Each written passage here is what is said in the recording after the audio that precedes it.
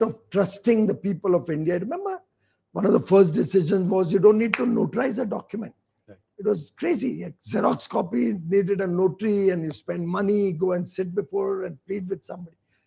For him, ease of doing business is the pathway to a developed economy, and ease of living is a commitment to the people of India to ensure wider prosperity and inclusive growth.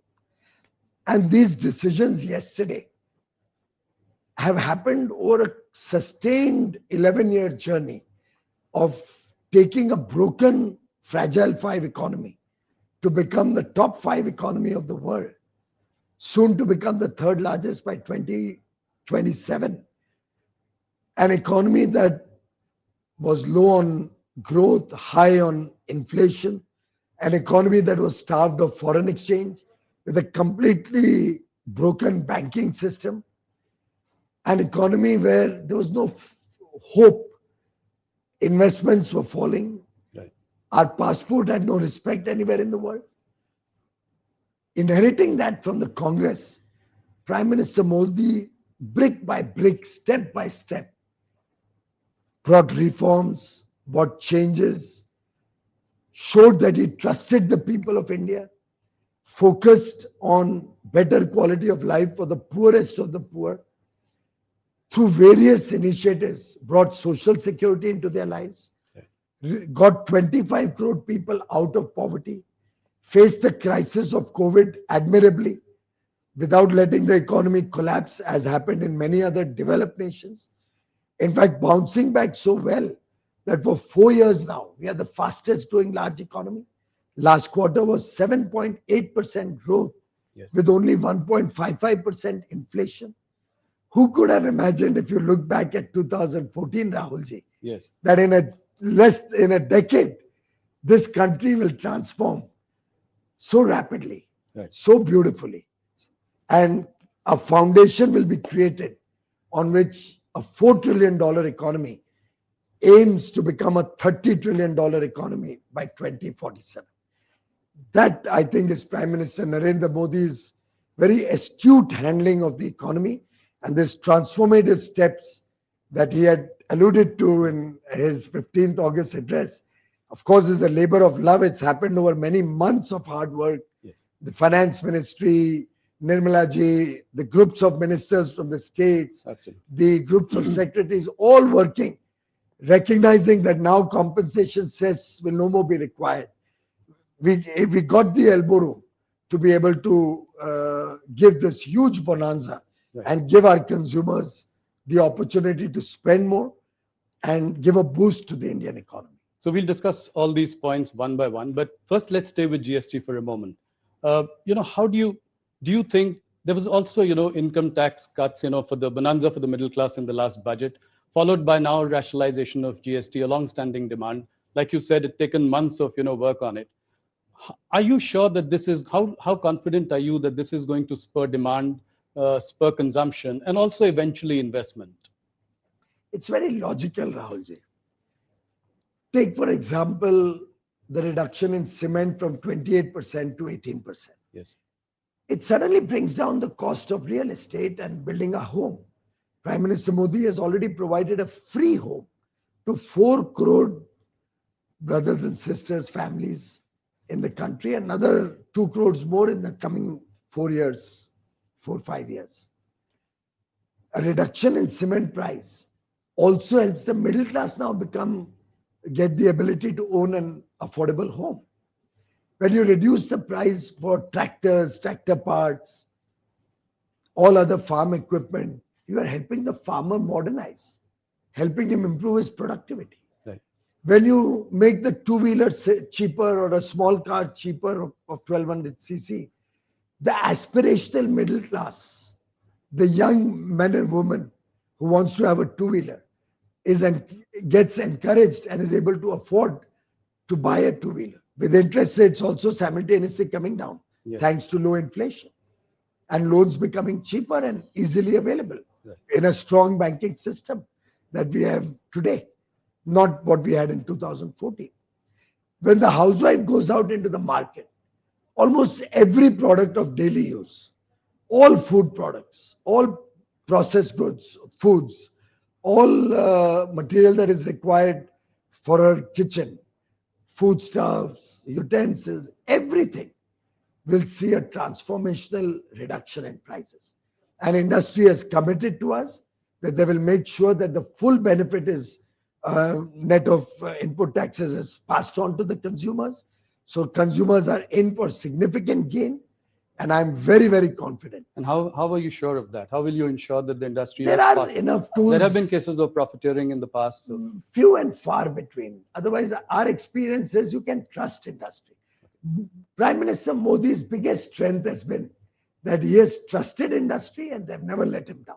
Similarly, the people of India have trusted Prime Minister Narendra Modi and we have never let them down. So I think it's a two-way trust.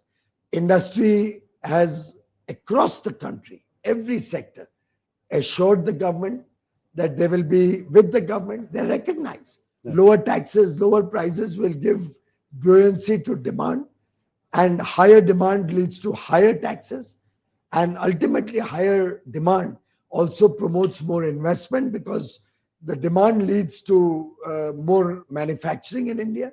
So it's a virtuous cycle of growth, and the multiplier impact is what will give India a big boost. Okay. Let us also talk a little bit about the revenue implication or the revenue impact that this might have. You know, by one estimate, about 48,000 crore would be the revenue impact. Do you see that, you know, we will be able to take care of this, and, you know, any kind of fiscal slip that you see, you know, going forward? Rahulji, we are currently collecting nearly 2 lakh crores every month. And with this boost in demand, the revenue will probably go up rather than being a revenue So loss. you're expecting some amount of revenue buoyancy as a result of this. So it is always so. And I think that every theory, right, economic theory suggests that. Right. And for that matter, in 2 lakh crore a month, so 24 lakh crore, 22 lakh crore collected in a year. Yes. This is hardly a very consequential amount. Right. You know, if you look at the Q1 GDP numbers at 7.8, you know, it's a 5-quarter high. How do you react to these numbers, especially in the context of, you know, someone calling it a dead economy? Well, I think Mr. Rahul Gandhi has been a naysayer and a person who could never understand economics. We have seen that over the years. He sees ghosts where there are none. He cannot appreciate that the people of India are seeing significant improvement in their lives.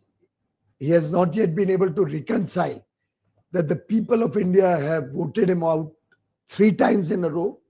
It's a rocket that somehow seems to fail every time it tries to take off. Mr. Rahul Gandhi actually hurt the sentiments of 140 crore Indians who can see the improvement in their lives, who can see that Prime Minister Modi has reduced their income tax, who can see that Prime Minister Modi is providing 80 crore Indians, even after they've come out of poverty, with free food grains, who can see that the fertilizer prices haven't gone up in 11 years, because Prime Minister Modi has made sure that any burden of increase in tax prices, and there has been a huge increase in fertilizer, is borne by the central government. Prime Minister Modi is a sensitive human being, very, very concerned and caring for the last man at the bottom of the pyramid. Right from day one, he worried about their social security.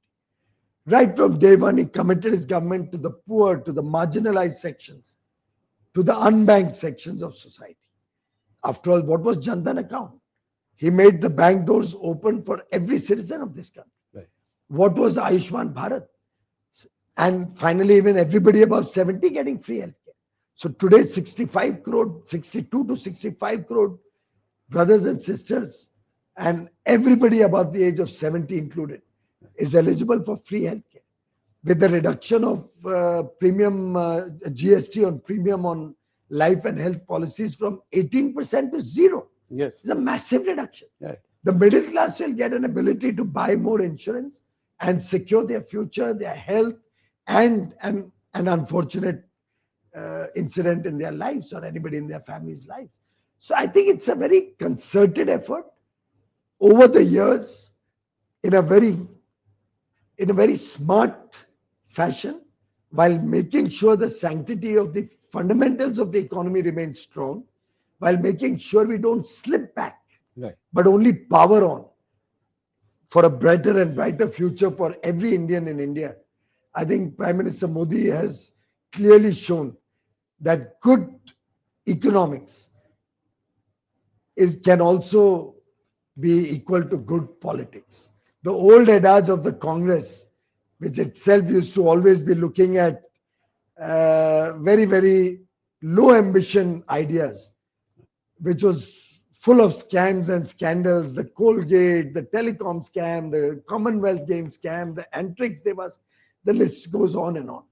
Prime Minister Modi in 11 years has run an honest government, and honest government will always have money to spare to give benefit worth over 2 lakh crores in one shot through the reduction of GST. So will it give some comfort to the markets as well? They have been slightly soft over the last few quarters. Do you think it will also give market men a reason to celebrate because bold reforms are on the way, that this government is not hesitant to take risks? I think very clearly the market recognizes that we are in safe hands. They recognize that a decisive, strong leader like Prime Minister Modi will always keep national interests ahead of everything else. And therefore, if you see, while they've been a little soft, but they've been range bound. Yes. Between 24,500 and 25,500, the Nifty has moved. Right. But I'm very confident that this and the impact of this starting on the first day of Navratri on 22nd September will give a big leg up to the economy, to GDP growth, will ensure that Indian investments continue to power on, will attract more people to set up base, because ultimately when there's demand, yes, there will be interest and investment to meet that demand. And a growing demand means growing jobs, right, growing number of people required in the supply chain. More investments will lead to jobs in the manufacturing side. right. Services is already growing in a double-digit level. You saw the numbers, the services PMI is at an all-time high almost. Right. So I think all in all, India is poised for a very bright future. I assure you our exports also this year will be higher than last year. Let's come to that. So I think, let me rewind a little bit and, come to what you've been dealing with, and you've been at the center of all of it. Till about July 6th or 7th, things seem to be going fine with in our negotiations with the US. Then in a matter of weeks, we had a tariff of 25%, then another 25% on top of that. What went wrong in these few weeks? Well, I think the US-India relationship is one of the most consequential relationships on the globe today. We are two very large democracies. We believe in the rule of law. We are allies and friends for long. We have had certain blips, like we had the sanctions post the nuclear tests in 1998. Yes. I look at this only as one more situation which will pass as there's a deeper understanding of the reality of the situation. And I'm very confident this relationship will only strengthen in the years to come. And how soon do you expect things to resolve? It could happen soon enough. It may take some time. Irrespective, we will continue to be friends. We will continue to be engaged with the United States. And I'm sure we will continue to have greater economic relationships, defense relationships, greater interest in a safe, fair, and secure Indo-Pacific. In some sense, it's a very multi-dimensional relationship where we contribute to each other's economies in different dimensions and will continue to do so. It's comforting to hear these words from you. And we also picked up that you said somewhere that things could happen as soon as November. Is that a correct? Well, if you recall, when Prime Minister Modi and Honorable President Donald Trump met in February, they had tasked the two teams to conclude the first tranche of a bilateral trade agreement by fall of 25, which is about November 2025. And I'm sure we will continue to be engaged to try and find solutions to reach that outcome. If at all it's give and take a few days, a few weeks, a few months, In a nation's history, Yeah. such small periods will not define long-term objectives and goals. I think what surprised and even shocked some people was the erratic and incendiary language that was used by, some of the officials of the Trump administration, calling it Modi's war or, a laundromat of Kremlin. I mean, how do you react to this? I mean, are conciliatory noises coming from the other side now? I think there could be either some misunderstandings or some personal opinions that may be reflected in that. I do not think that deters the US and India from continuing to maintain our strategic alliance and partnership. Our friendship is far stronger than a few comments You're right. that may be made by a few people. China, in the beginning, had retaliated with retaliatory tariffs. Would India do anything like that? Well, India is a patient country, and I believe we should give it every effort to come to a better, deeper understanding within the framework of international trading laws. And therefore, I think we have always believed in dialogue, in diplomacy, and an effort to strengthen rather than weaken relationships. So President Trump has recently said that, India has offered to cut tariffs to zero and time is running out. What do you say to that? Do you agree with, I mean, Well, I never negotiate such agreements and free trade deals with the media. We negotiate in behind closed doors. And once the negotiations are complete, we'll certainly come back to you. Okay. So what are the red lines? Which are the no-go areas for you? Things that we will not compromise on. I think any issue that can hurt national interests, that can hurt the interests of our farmers, our fishermen, our MSME industry, issues which are sensitive with religious sensitivity, those would be broadly the issues where India would need a more understanding when we finalize the framework of our agreement. And we will never compromise on the interests of our farmers, our fishermen, our MSMEs, or our religious sensitivities. Okay, thank you. A US court has recently ruled that President Trump has no authority to impose tariffs, including on India. How would that impact our talks going Well, forward? those are internal processes, legal processes in the US, and will be sorted out by the US government. We have no role to play in that. But ours is an effort to reach a far more sustaining and long-term, fair, equitable, and mutually beneficial agreement and partnership, and we continue to be focused on that. Okay. Piyush, let's move to some of your priority areas. Take us through your thinking, some of the things that you are doing. For instance, the Jan Vishwas bill. Can you throw some light on that? What is priority for you and the government at the moment? Rahulji, the Honorable Prime Minister from day one has been focused on making the life of businesses and common people simpler and easier. If you recall, a simple thing like notarizing a Xerox copy. He removed the need to go to a notary and get a stamp and a signature and pay him 25 rupees to get that certificate. I don't know what that achieved. Prime Minister Modi just did away with it. He said, I trust my people.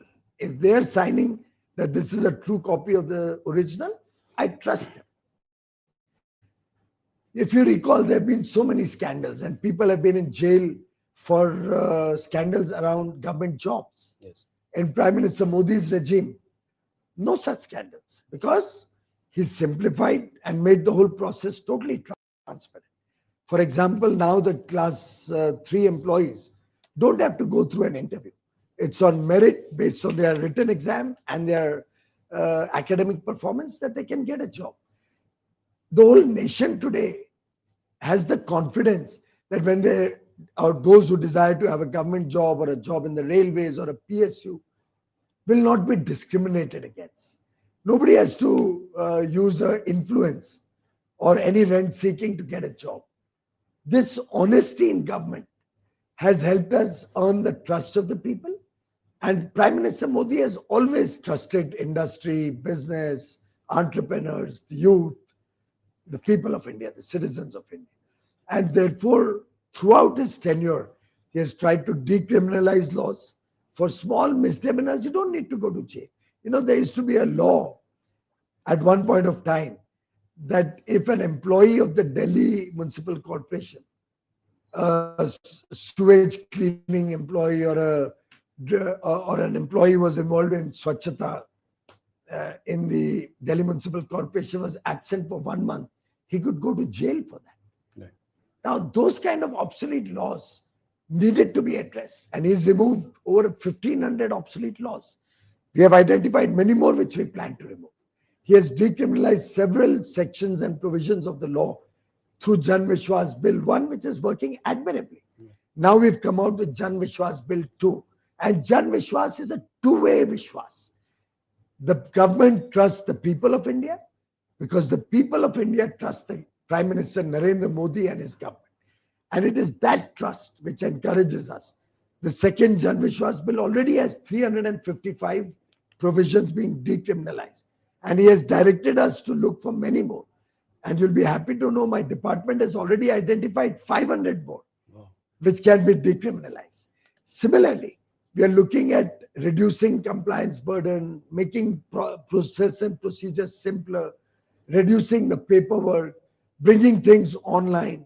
The idea is that businesses focus on their business. Industry focuses on industry. Traders focus on giving good service to their consumers. Make it easier to do business. Similarly, make the life of the common citizen easier, happier, more self-satisfying, more contained. And I think ease of living is at the core also of the GST reforms. Absolutely. I think compliances and, it is at the core of this. One more thing about, what is your message to the exporters? The real pain in the short term is being felt by them. Will you make it somewhat possible for them to sell in India? Will it be a possibility? And what steps are you taking to do that? Fortunately, the timing of the GST reduction at such massive levels couldn't have been better. This will give a big impetus to domestic demand, which will help some of the exporters who may lose a part of their business. Will you make it easier for them to do so because they can't? We are even trying to make connects. So, for example, when I recognize that garment industry could face some stress, I called up the Tatas who run the whole Zudio and the West Side, and I'm going to be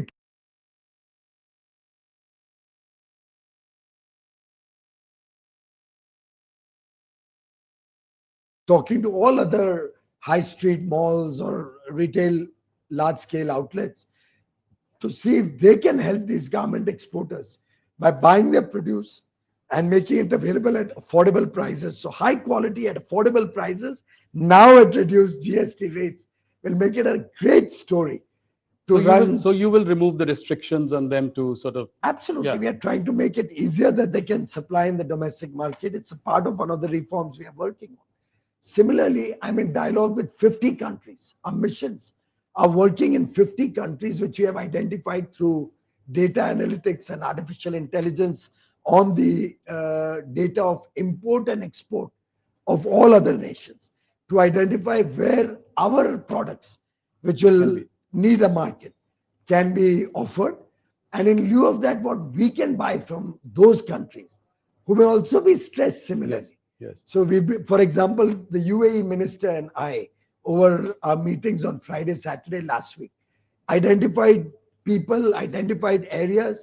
He already connected us with his people there who can help our textile sector get an entry into the Gulf and into all of Africa.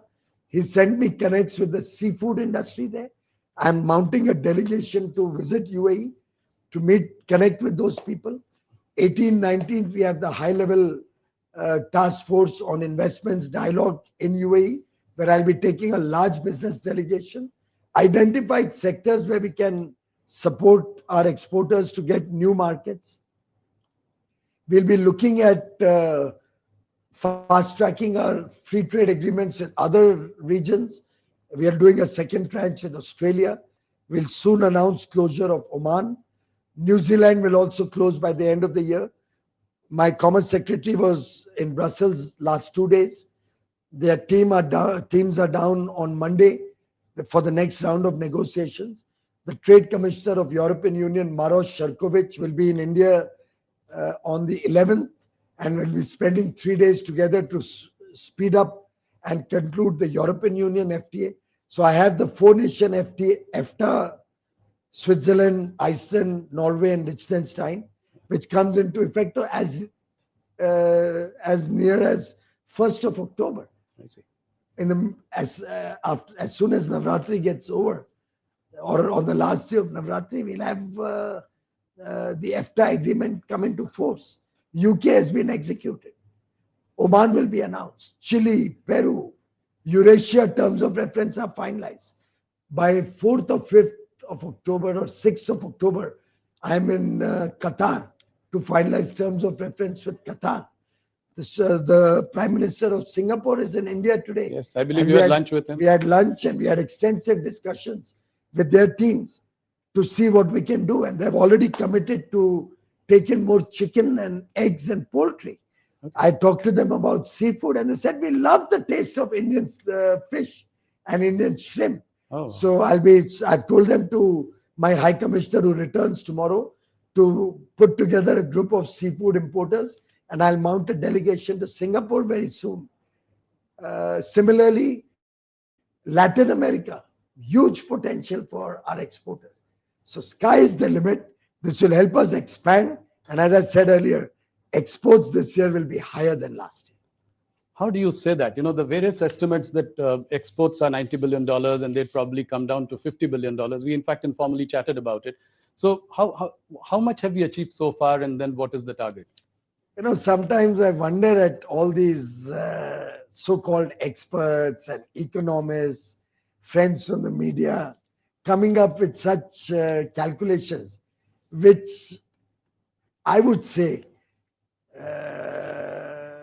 would have otherwise been ridiculed as elementary mistakes. You know, that famous elementary, yes. My dear Watson. Yes. This is that moment.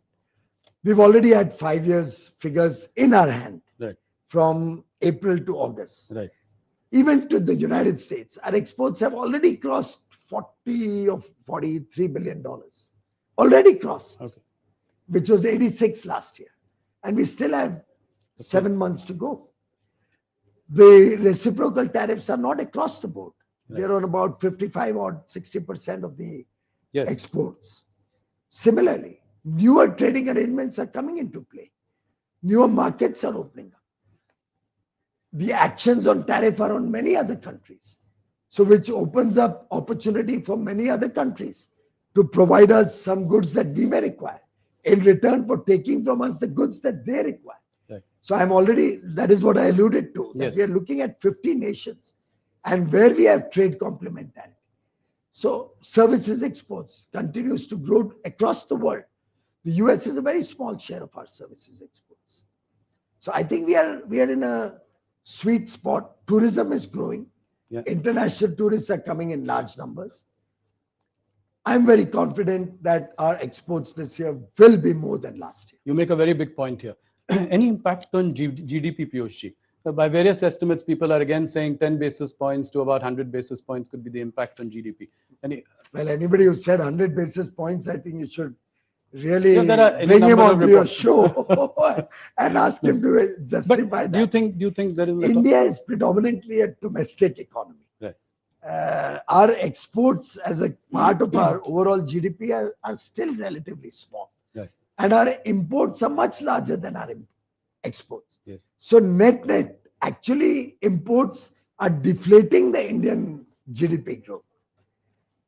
Keeping that in mind, I'll give you a comparable. COVID, we saw exports fall yes. because of the overall Absolutely. World situation. Do you know, imports fell far more than exports, and we actually landed up with a trade surplus during COVID. So Indian economy is a very complex economy, and therefore I do not think that the impact on the GDP will be significant.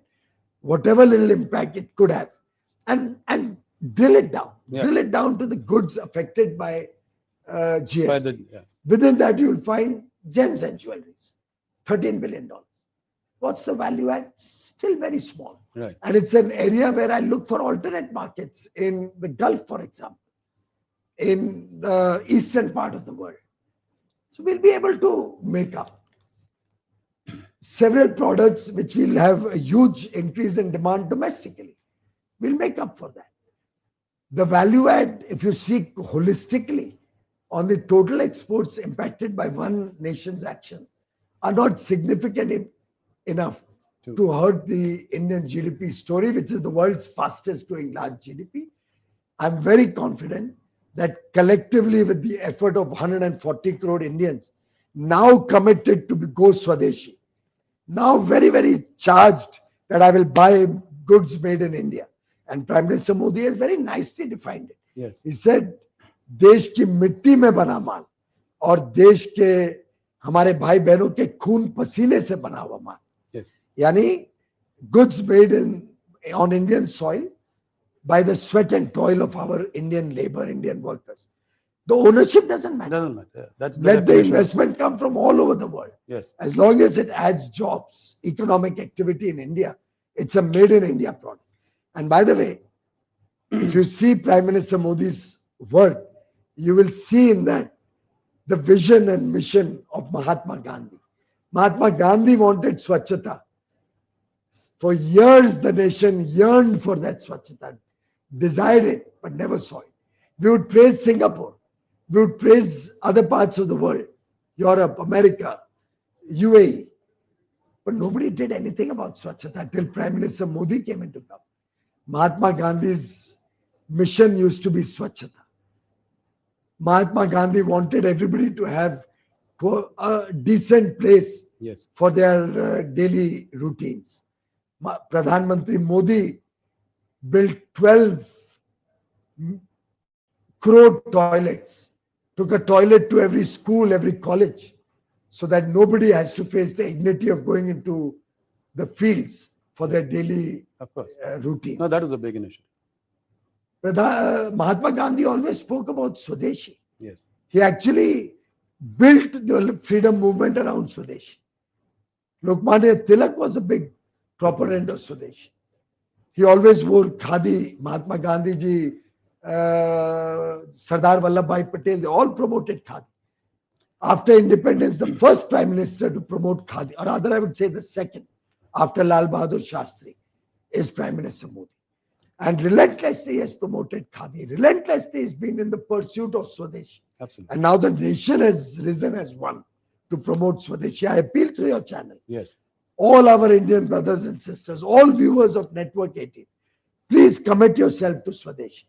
Please commit yourself to buying made in India goods. Whatever may have happened in the past is fine. At least in the future, let's all go for Swadeshi. That's a very passionate call for that. Just a couple of more questions. One around our newfound friend, China. So Prime Minister Modi in Japan said that, China and India have to come together for a new global economic order. Can we trust China? Well, I think we've always had good relations over many years with China. Prime Minister Modi has visited China earlier. President Xi Jinping has come to India. Unfortunately, the incidents post Galwan had brought a little bit of ice to the relationship and created a hiatus. Now that we have been largely able to resolve the issues of disagreement with China, I think it was very natural that we should also reset our ties, take them to the pre-Galwan level. And I think attending an SCO summit where many countries were all getting together had a multilateral dimension also, and a dimension of a whole grouping, because SCO is a pretty large group, just like many other groups in the world. NATO is a very large group. The OECD countries is a large group. SCO is a large group. And Prime Minister Modi attending the SCO there has signaled that we have a thaw in the to get back in the frost, get back into better relationship. India believes in good relationships with everybody in the world. Vasudhaiv Kutumbakam. Absolutely. The world is our family, is at the core of our philosophy. No, it was a huge message, Prime Minister's visit, and his coming together with Putin and Xi Jinping. In China, I would only urge you and the people of India not to look at the relationship with one country right? through the lens of the relationship with another country. Absolutely. Our relationships with each country stand on their own legs. Yeah. No, I was coming to the point. We have a huge trade deficit with China. So how do we ensure greater access to Indian goods and services in China? Prime Minister Modi has raised this issue in his dialogue with his counterpart in China. Okay. And we will be looking to work together to see how we can expand opportunities for Indian businesses in China and how we can work to collaborate and work together to see that the Make in India program and Swadeshi manufacturing gets a boost in the years to come. So by the same token, Press Note 3 puts, fetters on Chinese investments in India. So with relations improving, do you see any changes in Press Note 3? Well, I would allow time to take the decision. I would not like to preempt what will happen in the future. But I can assure you that Prime Minister Narendra Modi is looking at everything that can help ease of doing business and ease of living. He's looking at it very holistically for comprehensive, fast-paced next generation reforms and the massive GST concessions, the massive GST reduction, the transformational story around yesterday's GST decisions is only the beginning of much more to come. Couple of more questions, small questions. In light of this, trade diversification going forward is really important for India. So you've recently, done a big deal with UK. What is, how are you seeing, what is it work in the works with EU? Can we hope? Very rapid progress. Yeah. Very rapid progress. My Commerce Secretary has returned yesterday. He reported that discussions made good progress and a lot of work has happened. Their team is here in the same office, next door rooms. You'll have 8 rooms full of bilateral meetings going on for settling many chapters, many legal aspects and issues of discussion over the whole of next week. The Trade Commissioner, Maros Sherkovich, is landing in India on 11th. We have 3 days of very intense discussions ahead of us. So we hope and we are very confident of having a very good, fair, equitable and balanced, sustaining long-term relationship with the EU. And soon. Quite soon. My last question. Does it worry you that, rupee is at an all-time low against the dollar? Scott Bessent also referred to it recently. How would you react to that? Well, we are monitoring the situation and we are very confident that things will get back to normal in the near future. Okay. Thank you, Piyush ji. Thank you for your time. Thank you for a discussion on a range of issues. And on a day, when we have just had this major GST rationalization, like you said, one of the most monumental reforms of the Modi government. Thank you so much. And one of the most monumental and transformational reforms since independence. Point taken. Thank you so much. Thank you. Namaskar.